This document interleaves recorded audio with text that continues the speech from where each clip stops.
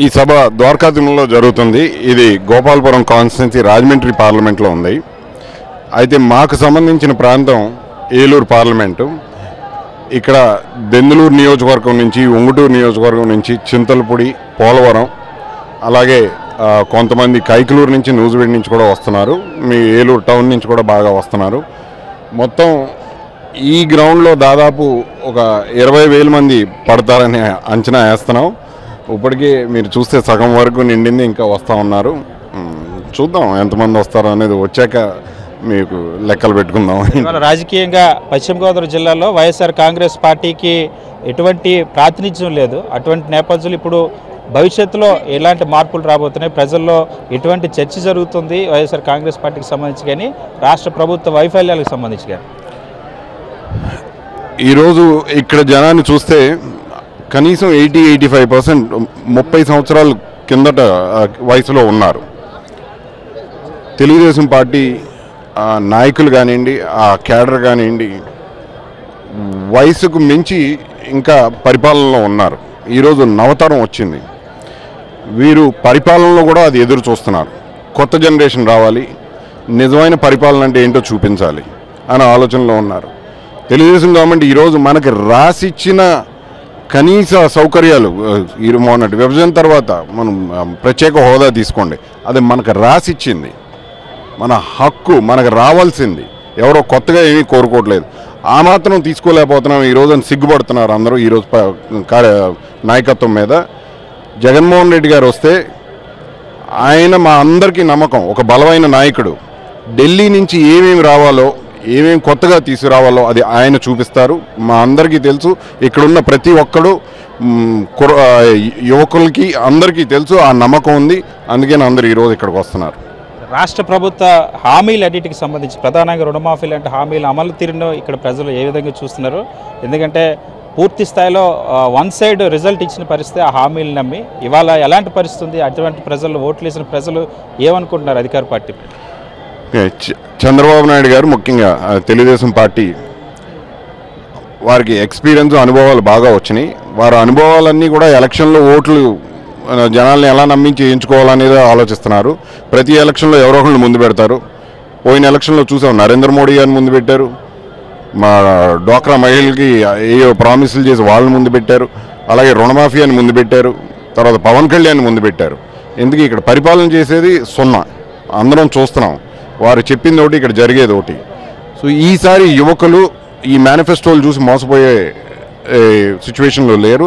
తప్పకుండా ఈసారి జగన్మోహన్ రెడ్డి గారిని ముఖ్యమంత్రిగా చూడాలని ఆలోచిస్తున్నారు. ఈ జనాల్ని చూస్తే మీకు అర్థమవుతుంది.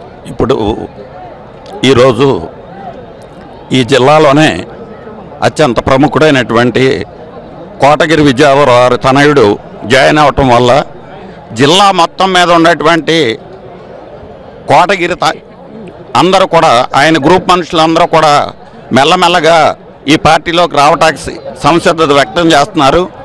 15కు 15 సీట్లు ఇదివరకు ఎలా అయితే పోయినాయో ఈరోజు 15కు 15 సీట్లు కూడా మళ్ళీ గెలిచేటువంటి పరిస్థితి ఈ జిల్లాలో ఏర్పడుతుంది.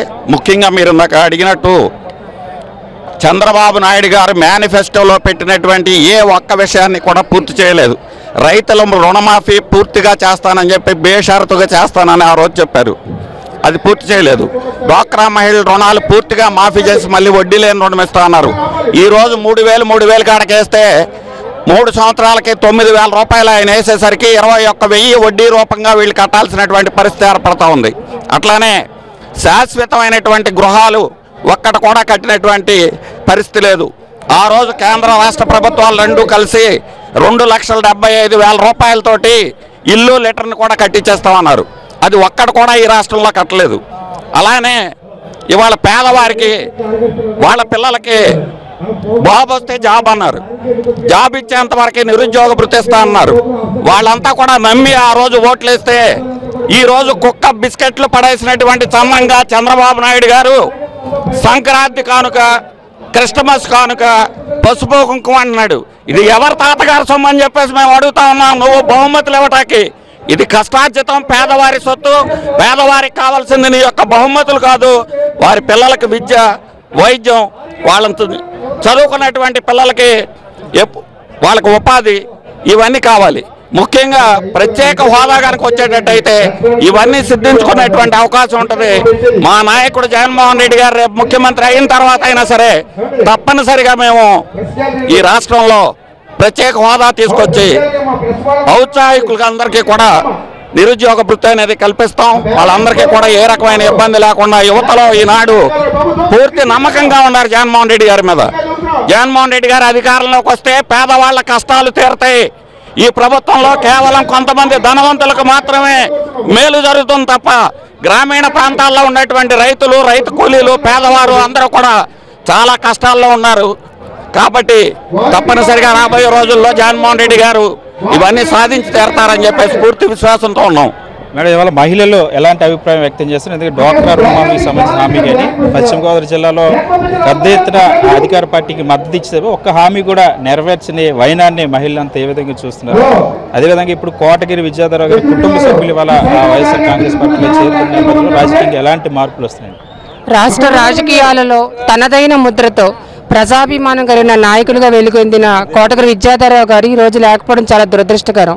అయినప్పటికీ ఆయన కుమారుడు కోటగిరి శ్రీధర్ గారు మరి ఒక ప్రతిపక్ష నేతగా జగన్మోహన్ రెడ్డి గారు ప్రజల కోసం చేస్తున్న పోరాటాలు చూసి ఆకర్షితులై ఈ పార్టీలోకి రావడం నిజంగా పార్టీకి శుభపరిణామంగా మేము భావిస్తా ఉన్నాం. ఆయన స్ఫూర్తిగా యువత మరింత పెద్ద ఎత్తున పార్టీలోకి వచ్చే అవకాశం కూడా ఉంది. పెద్ద పెద్ద నాయకులు కూడా ఈ పార్టీ వైపు ఎదురు చూస్తూ ఉన్నారు. మరి మహిళలను చూసినట్లయితే ఆ రోజున మరి డ్వాక్రా మహిళల్ని చంద్రబాబు నాయుడు గారు ఏ విధంగా మోసగించారు అనేది పక్కనే పెడితే ఈ రోజున మహిళల పట్ల తెలుగుదేశం ప్రభుత్వంలో జరుగుతున్న అన్యాయాలకు దిక్కులేని పరిస్థితి ఉంది. మరి సాక్షాత్తు ప్రజాప్రతినిధులే మహిళల్ని రకరకాలుగా లైంగిక వేధింపులు గురి చేస్తున్నారు, ఆత్మహత్యలు చేస్తున్నారు, వాళ్ళు చేసుకునేలా ప్రేరేపిస్తున్నారు. అయినా కూడా మరి వాళ్ళకి న్యాయం జరగని పక్షం ఇప్పుడు చూసినట్లయితే శ్రీ గౌతమి కేసే ప్రత్యక్షంగా ప్రజెంట్ నడుస్తున్న విషయం కూడా మనం చూసాం. ఇటువంటి తరుణంలో ప్రజలంతా చిత్తశుద్ధితో ఒకే లక్ష్యంతో ఉన్నారు.